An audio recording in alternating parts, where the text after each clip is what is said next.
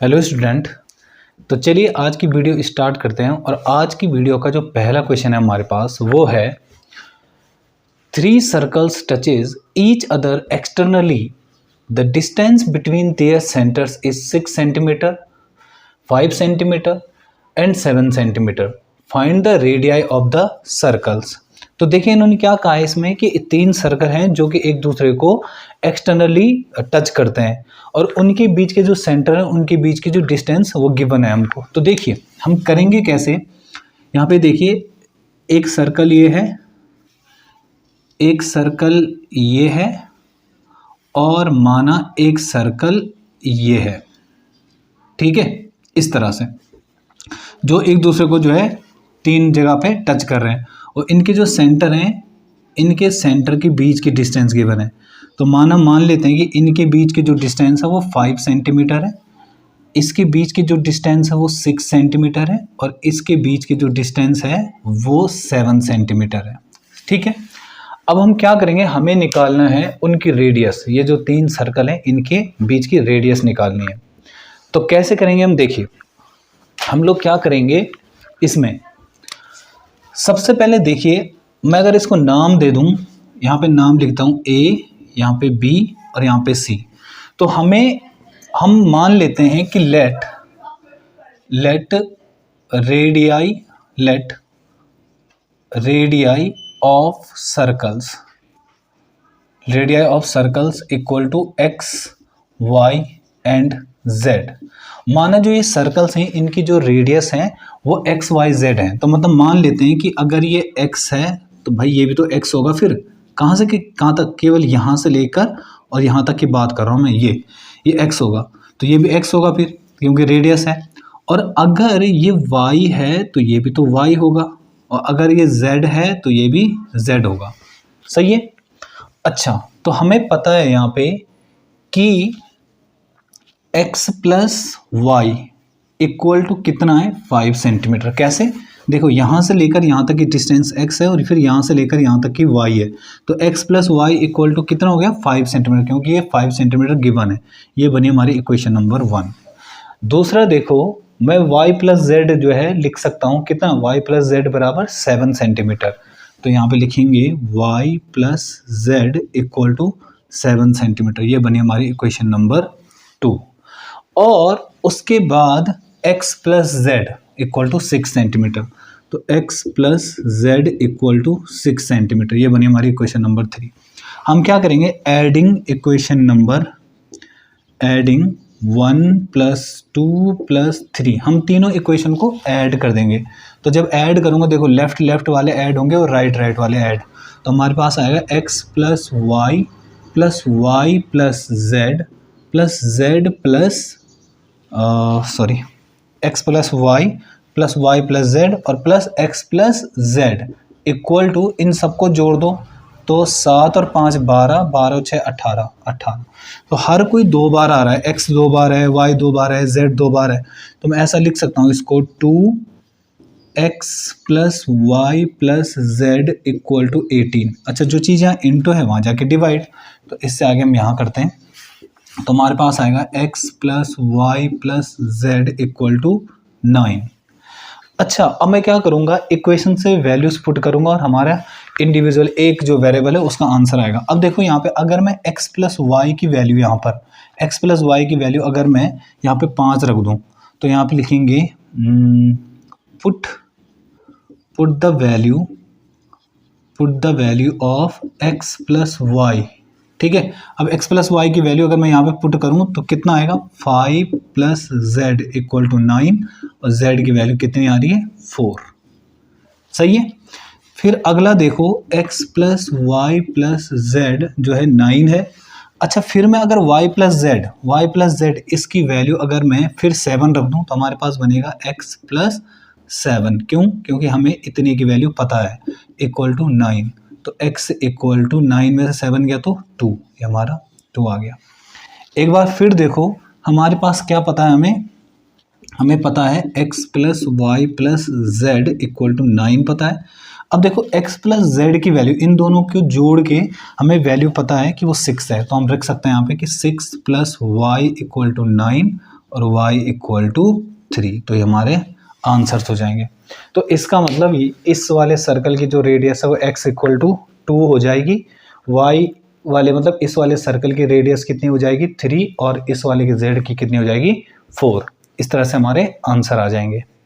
Okay, चलिए देखते हैं नेक्स्ट क्वेश्चन। तो नेक्स्ट क्वेश्चन है हमारे पास, a tangent P Q at a point P on a circle of radius 5 centimeter meet a line through the circle O at a point Q so that OQ equal to 13 centimeter, find PQ।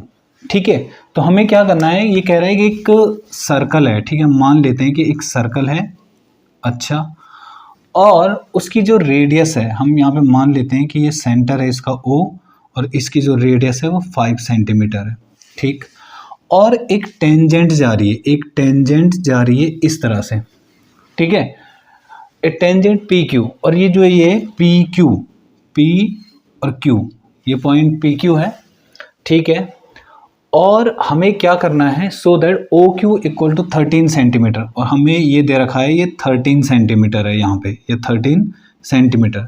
तो हमें इसकी distance निकालनी है x की, tangent की लंबाई कितनी होगी। तो देखो हम कैसे करेंगे इस क्वेश्चन को, हम क्या करेंगे, यहाँ पे देखिए हर किसी को पता है कि यहाँ पे जो सर्कल की जो रेडियस होती है वो टेंजेंट पर हमेशा 90 डिग्री का एंगल बनाती है, और किसी भी राइट एंगल ट्रायंगल में जो 90 डिग्री के सामने होता है, ये वाला जो 90 डिग्री के सामने होगा ना, वो हमेशा हाइपोटेनस होता है। तो सोचिए ये हाइपोटेनस है, ये परपेंडिकुलर, इसको बेस समझ लेते हैं, इसको बेस समझ लो, इसको परपेंडिकुलर समझ लो, या इसे परपेंडिकुलर या उसे परपेंडिकुलर समझो, इसे बेस समझो, ठीक है, उससे कोई फर्क नहीं पड़ने वाला। तो पर ये हमारा हाइपोटेनस है, इसका पता तो हमें चल ही गया है, क्यों, क्योंकि 90 डिग्री के जस्ट सामने कौन सा होता है, हाइपोटेनस होता है। अब हम क्या करेंगे, यहाँ पे लिखेंगे इन ट्रायंगल, कौन सा ट्रायंगल है, POQ, POQ। तो यहाँ पे इस ट्रायंगल में अगर मैं पाइथागोरस थ्योरम लगाऊं तो यहाँ पे लिखूंगा बाय पाइथागोरस थ्योरम, ठीक है, Pythagoras theorem, by Pythagoras theorem से हमें क्या पता है कि हाइपोटेनस का स्क्वायर जो है परपेंडिकुलर स्क्वायर प्लस बेस के स्क्वायर है। तो हाइपोटेनस कितना पता है हमें, 13 का स्क्वायर, परपेंडिकुलर हमें पता है 5 का स्क्वायर, और बेस हमें पता है x स्क्वायर, ठीक है, इसको x मान लिया है। तो 169 बराबर 25 प्लस एक्स स्क्वायर, जो यहाँ प्लस है वहाँ जाके माइनस, तो 169 माइनस 25 बराबर एक्स स्क्वायर, तो 144 बराबर एक्स स्क्वायर। तो जहाँ से स्क्वायर हटेगा तो वहाँ अंडर रूट लगेगा, तो अंडर रूट 144। तो ये किसका स्क्वायर होता है, 12 का। तो इसका मतलब हमारे x की जो वैल्यू है वो कितनी आ गई है, 12 सेंटीमीटर। तो हमारे जो इस क्वेश्चन में जो टेंजेंट की लंबाई है वो कितनी है, 12 सेंटीमीटर आ जाएगी। ओके, चलिए देखते हैं नेक्स्ट क्वेश्चन। नेक्स्ट क्वेश्चन हमारे पास, a coin is tossed 2 times, find the probability of a getting at most 1 head. इन्होंने कहा कि एक सिक्का है हमारे पास, हमने उसको 2 बार उछाला, और 2 बार उछालने के बाद बताओ उसकी प्रोबेबिलिटी क्या होगी अगर ज़्यादा से ज़्यादा एक हेड आए तो देखिए हम कैसे करेंगे। हमारे पास ये एक सिक्का है, हमने इस सिक्के को उछाला तो हेड और टेल कुछ भी बन सकता है, फिर हमने दोबारा उछाला तो दोबारा भी हेड और टेल कुछ भी बन सकता है, हेड और टेल कुछ भी बन सकता है। तो हमारे पास जो टोटल आउटकम्स आएंगे, टोटल आउटकम्स का मतलब होता है कि टोटल पॉसिबिलिटीज जो बन सकती है। तो टोटल पॉसिबिलिटीज हमारे पास बन रही है हेड की, हेड, फिर हेड टेल, फिर अगला टेल हेड, फिर अगला टेल। तो ये हमारे टोटल आउटकम्स आ गए। अब ये कह रहा है प्रोबेबिलिटी बतानी है eight most 1 head. Eight most 1 head का मतलब ज़्यादा से ज़्यादा एक हेड, मतलब उसमें एक हेड भी हो सकता है और 0 हेड भी हो सकते हैं, मतलब ज़्यादा से ज़्यादा एक, उससे कम हो जाए कोई बात नहीं, वो चल जाएगा। तो देखिए हम निकालेंगे अगर प्रोबेबिलिटी, ठीक है, प्रोबेबिलिटी ऑफ एट मोस्ट 1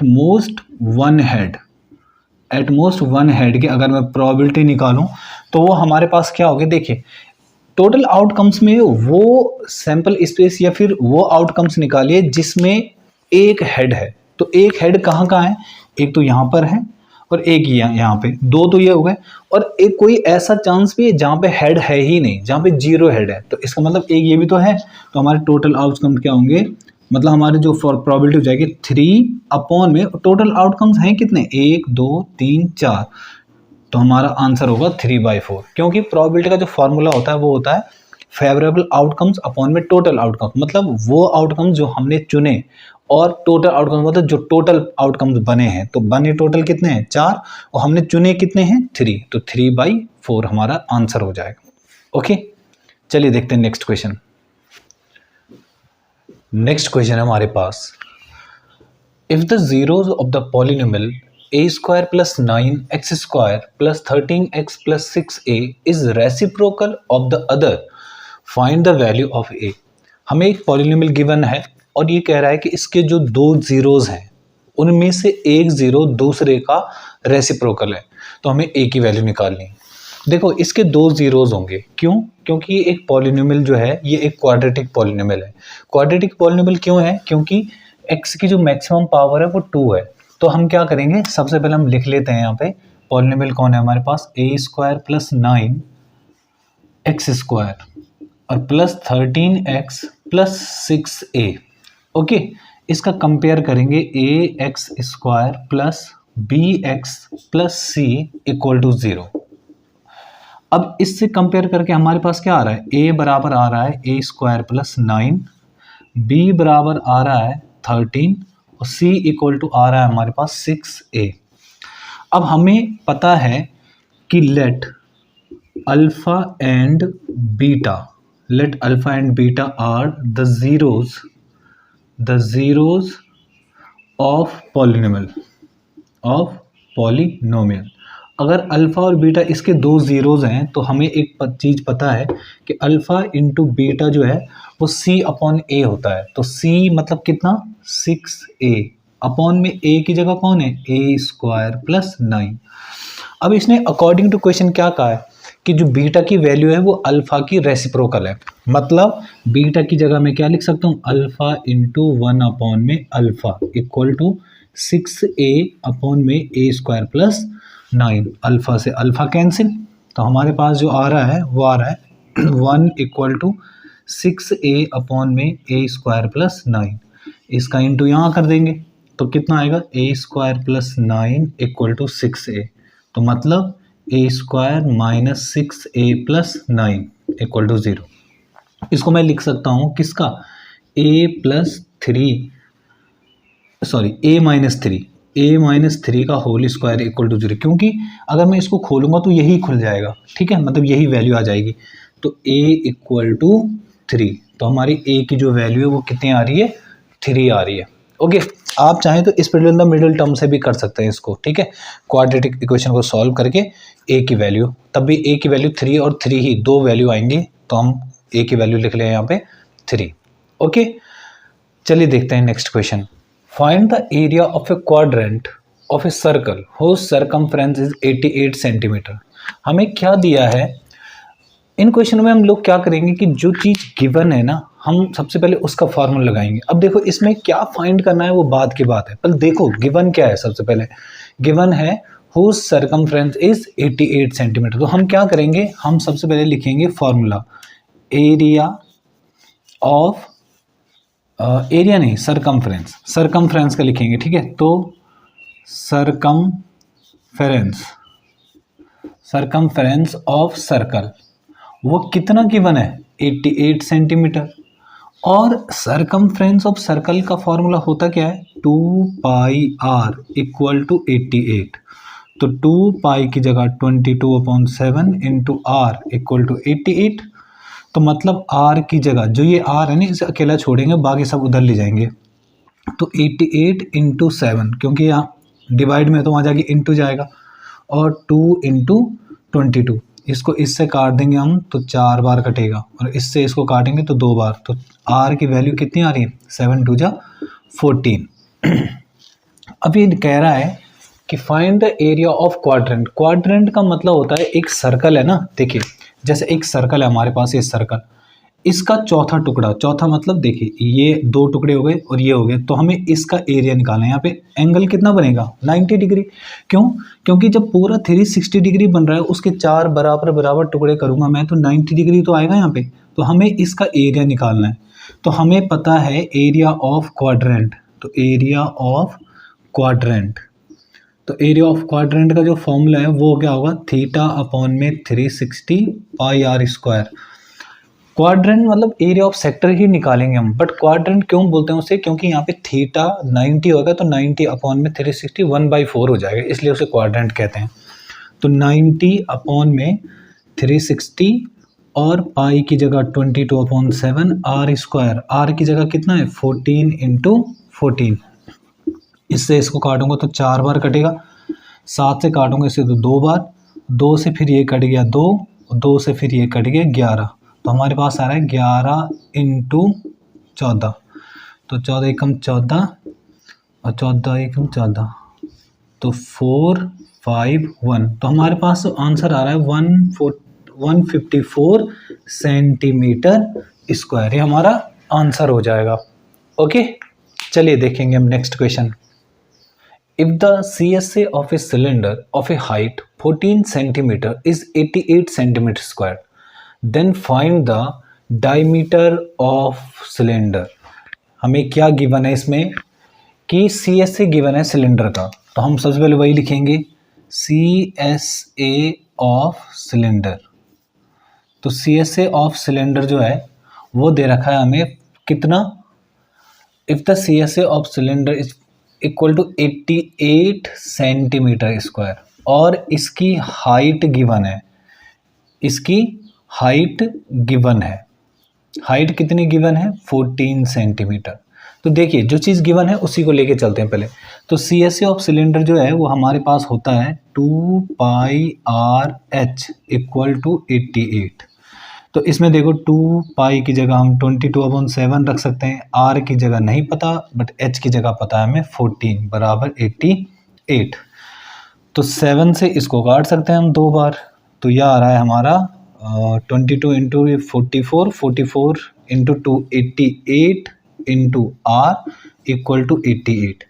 तो आर की वैल्यू हमारी आ रही है 88 अपॉन में 88, इसका मतलब रिड्यूस करके आर की वैल्यू 1। अच्छा, हमारी जो रेडियस है वो 1 आ गई है। अब हमें डायमीटर चाहिए, तो डायमीटर जो है, डायमीटर वो हमेशा रेडियस का डबल होता है, तो मतलब डायमीटर इक्वल टू रेडियस कितनी आ रही है 1 इंटू 2 मतलब 2 सेंटीमीटर, ये हमारा आंसर हो जाएगा। ओके, चलिए देखेंगे next question. The length of the shadow of a pole is equal to the length of the pole, then find the angle of elevation of the sun। तो देखिए हम क्या करेंगे इसमें, इन्होंने कहा कि एक पोल है और इस पोल की क्या है एक शैडो बन रही है। ठीक है, हम मान लेते हैं कि जो पोल है AB और इसकी जो परछाई बन रही है BC बन रही है। ठीक है, तो मैं मान लेता हूँ कि जो पोल की जो हाइट है वो h है, तो इसकी जो परछाई होगी वो भी h ही होगी। क्यों? क्योंकि उसने अकॉर्डिंग टू क्वेश्चन कहा है कि पोल की जो लंबाई है वही शैडो की लंबाई बन रही है। ठीक, तो मुझे एंगल निकालना है यहाँ पे, तो मैं मान लेता हूँ कि वो एंगल थीटा है। तो यहाँ पे मान लेते हैं कि let angle of elevation, let angle of elevation of sun equal to theta. अब एक चीज़ देखिए, अगर मैं यहाँ पे tan थीटा लगाऊं तो tan थीटा बराबर परपेंडिकुलर अपॉन में बेस होता है, तो tan थीटा बराबर परपेंडिकुलर कितना है h अपॉन में बेस भी कितना है h, तो tan थीटा इक्वल टू 1, क्योंकि इसको इससे काट सकते हैं हम, तो हमारी जो वैल्यू आ गई tan थीटा की 1 आ गई, तो tan थीटा इक्वल टू 1045। क्यों? क्योंकि 10 में जो है किसकी वैल्यू होती है 1, 10 में किसकी वैल्यू होती है 145 की, 1045 इक्वल टू 1, तो 10 से 10 तो थीटा इक्वल टू 45 डिग्री। तो हमारा जो थीटा की वैल्यू है वो आंसर कितना आ रहा है, 45 डिग्री आ रहा है। ओके, चलिए देखते हैं नेक्स्ट क्वेश्चन। तो नेक्स्ट क्वेश्चन है हमारे पास, if tan theta plus sec theta equal to 4 then find the value of cos theta. तो हम क्या करेंगे, हमें गिवन क्या है पहले वो लिख लेते हैं। तो हमें गिवन है tan theta plus sec theta equal to 4, हम इसको इक्वेशन नंबर 1 मान लेते हैं। अच्छा, एक आइडेंटिटी हमें पता है सेक थीटा और टेन थीटा की, क्या कि हमें पता है कि सेक स्क्वायर थीटा जो है वो 1 प्लस टेन स्क्वायर थीटा के बराबर होता है। क्यों होता है, नहीं। अब हम क्या करेंगे, इस 10 को इधर ले आते हैं। तो sec square theta minus tan square theta equal to 1। तो इसको मैं A square minus B square के फॉर्म में तो लिख सकता हूँ इसको A plus B A minus B. तो मतलब सेक थीटा माइनस थीटा और दूसरा sec theta plus tan theta equal to 1। अब tan theta plus theta, tan theta plus theta, इतने की वैल्यू तो हमें पता है ना, हम इसकी जगह रख सकते हैं। तो sec theta minus tan theta और इनटू में 4 इक्वल टू 1, जो चीज़ जहाँ इनटू वहाँ जाके डिवाइड। तो sec theta minus tan theta equal to 1/4, ये बनी हमारी इक्वेशन नंबर 2। अब हम इक्वेशन नंबर 1 और इक्वेशन नंबर 2 दोनों में हम एलिमिनेशन लगाएंगे। तो एलिमिनेशन तो आपको पता ही है कैसे लगाते हैं। तो देखिए हमारे पास पहली इक्वेशन है tan theta plus sec theta equal to में 4, और दूसरी इक्वेशन है हमारे पास sec theta minus tan theta equal to 1/4। सही है। अब देखिए यहाँ पे अगर मैं दोनों इक्वेशन को ऐड करूँ तो ऐड करने में टेन थीटा प्लस का है, ये टेन थीटा माइनस का है, ये तो कैंसिल हो गए सीधे। तो हमारे पास आएगा 2 sec theta equal to 4 plus 1/4, ये भी दोनों भी तो जुड़ जाएंगे। तो इन दोनों को कैसे करेंगे, 2 सेक थीटा इक्वल टू 4 4 जा 16 117 17 अपॉन में 4, तो जो चीज़ें इंटू है वहाँ जाके डिवाइड। तो sec theta equal to 17 upon में 8। मतलब इसको ना मैं कैसे लिख सकता हूँ, 1 अपॉन में cos theta equal to 17 upon में 8। क्यों, सेक थीटा को रिप्लेस किया मैंने ये, ठीक है, सेक थीटा को मैंने ये लिख दिया। तो इसका मतलब हमारा क्या होगा, अगर मैं इसको रेसिप्रोकल करूँ ऐसे कॉस थीटा जो है, तो इसका मतलब इसको भी रेसिप्रोकल करना पड़ेगा। तो 8 अपॉन में 17, ये हमारा आंसर हो जाएगा। ओके, तो स्टूडेंट आज की वीडियो में हम केवल इतने ही क्वेश्चन कर रहे हैं। जो आने वाली वीडियो होगी उसमें भी हम कुछ क्वेश्चंस करेंगे। आई होप कि ये क्वेश्चंस और ये जो सीरीज़ है आपके लिए बेनिफिट दे रही है आपको, और आपके जो एग्ज़ाम में है आई होप कि इस टाइप के क्वेश्चन भी आपके एग्ज़ाम में आए और आपको जो है फ़ायदा हो इस सीरीज़ से। ओके, चलिए मिलते हैं नेक्स्ट वीडियो में। Thank you.